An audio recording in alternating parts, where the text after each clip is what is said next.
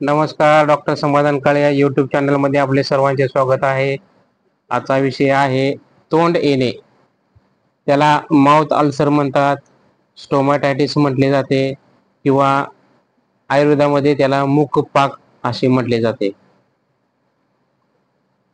सध्या एक छोटा समजला जाणारा रोग सगळीकडे मोठ्या प्रमाणात वाढताना दिसत आहे. मुख्यतः 60-70च्या सुमारास बऱ्याच व्यक्तींना तोंड येण्याचे प्रमाण वाढताना दिसून येते.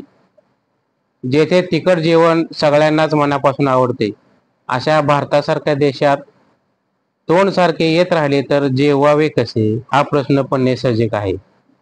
तोंड येणे याला आयुर्वेदामध्ये मुखपाक असे म्हटले जाते. हे उरण तोंडाच्या आतल्या अस्तरावर होत असतात. फक्त तोंडात नव्हे तर पूर्ण पचन संस्थेला असे महत्वाचे अस्तर निसर्गाने दिलेले आहे. हे अस्तर सगळ्या प्रकारच्या संक्रमण म्हणजे इन्फेक्शन किंवा दुखापत किंवा काही इंजुरी झाली असेल तर ती व्हायला प्रतिबंध म्हणून हे निसर्गात अस्तर आपल्या सगळ्यांना असते. पचनासाठी मदत करणाऱ्या स्त्रवापासून पचन संस्थेच्या अंतर्त्वचा सुरक्षित राहण्यासाठी या अस्त्राची मोलाची मदत होते. यात स्पर्श, वेदना, चल अशा सगळ्या संवेदनांचे तंतू असतात. आहाराचे पचन झाल्यावर त्यातील सार भागाचे शोषण करायलाही हे अस्तर मदत करते. तोंडात येणारे फोड हे चयापचय क्रियेतील तसेच आतड्यामध्ये दोष असल्याचे प्रतीक असू शकतात. आधुनिक भाषेत तोंड येणे या त्रासाला माउथ अल्सर्स असे म्हटले जाते. अल्सर म्हणजे एक प्रकारची जखम. कुठलीही जखम भरून काढणे अत्यंत आवश्यक असते. आयुर्वेदानुसार तोंड येण्याची काय कारणे असतात हे आपण बघू. फार जास्त प्रमाणात रुक्ष, लघु, कडक, तिखट, तीक्ष्ण आहार वा पेय घेणे, फार जास्त प्रमाणामध्ये उपवास करणे, आहारात द्रव पदार्थाचे प्रमाण कमी असणे, दात, जीभ, हिरड्या वगैरे नीट स्वच्छतेकडे दुर्लक्ष करणे, अर्थात तोंडाच्या स्वच्छतेची नीट काळजी न घेणे, खूप जास्त प्रमाणामध्ये प्रिझर्वेटिव्ह घातलेले, रंग घातलेले पदार्थ, डबाबंद पदार्थ, तेलकट, चमचमीत पदार्थ फार जास्त प्रमाणात आहारात ठेवणे, फार बोलणे, आयुष्यात जास्त प्रमाणात ताणतणाव असणे वगैरे अनेक कारणे तोंड येणे या समस्येमागे असू शकतात. Vitamin B12, folic acid, zinc वगैरेची कमतरता असणे ही या समस्येची सध्या आढळणारी कारणे आहेत. गॅस्ट्रायटिस, आतड्यातील अल्सर, क्रोन्स डिसीज असे त्रास असल्यास तोंड येण्याचे प्रमाण वाढलेले दिसते. फंगल इन्फेक्शन, बॅक्टेरियल इन्फेक्शन मुळे सुद्धा तोंड येते.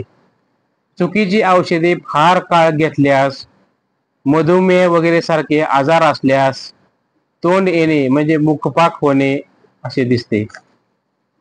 अल्सर ज्या कारणामुळे झाला आहे ते कारण कमी करणे अत्यंत महत्वाचे असते. काही गोष्टींची सामान्यपणे काळजी घेतल्यास अल्सरचा म्हणजे तोंड येण्याचा त्रास कमी होऊ शकतो. अन्न नेहमी नीट चावून खावे. फार तिखट, मसालेदार, फार प्रमाणात आंबट किंवा आंबवलेले पदार्थ टाळलेले बरे. चहा कॉफीचे प्रमाण कमीच ठेवावे. फार उकळलेला चहा किंवा दूध न घातलेली कॉफी पिण्याची सवय ठेवू नये. शक्यतो तंबाखू, सिगारेट, पान वगैरे टाळलेले बरे.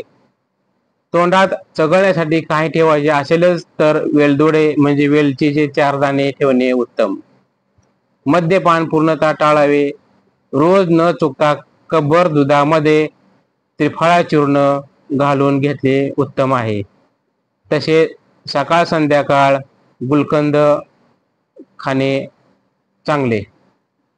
घरी केलेले पनीर थोडे खडीसाखर टाकून खाणे उत्तम. रोज थोडे तूप वा खोबरेल तेल तोंडातील फोडावर चोळल्यास जळजळ, सूज कमी होते, बरे व्हायला मदत होते. रात्री झोपताना 8 ते 10 काळ्या मनुका पाण्यात भिजवाव्यात. सकाळी मनुकाचे पाणी प्यावे व मनुका चावून खाव्यात. स्वयंपाकात धने व जिरे वापरावे. भाज्या खाताना धन्याची, जिऱ्याची पूड वापरावी. आठवड्यातून 3 ते 4 वेळा तरी धने जिऱ्याचे पाणी प्यावे. तर धने जिऱ्याचे पाणी कसे प्यावे, तर 1 चमचा धने, 1 चमचा जिरे रात्रभर 1 ग्लास पाण्यामध्ये भिजू घालायचे.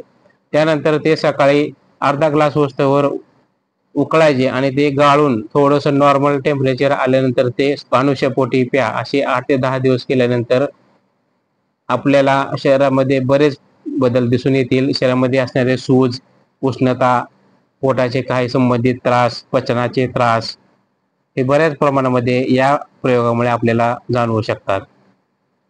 शहाळ्याचे पाणी, लिंबू सरबत, कोकम सरबत, उसाचा रस घ्यावा. साळीच्या लाह्या दुधाबरोबर घेतल्यास पोटामध्ये थंडावा निर्माण होऊन तोंड येण्याचे प्रमाण कमी होते. सूतशेखर, कामधुधारस, मोती भस्म, प्रवाळ भस्म, प्रवाळ पंचामृत मौतिकयुक्त, गोदंती भस्म, अविपित्तकार चूर्ण वगैरे आयुर्वेदिक औषधे घेणे सुद्धा उत्तम ठरते.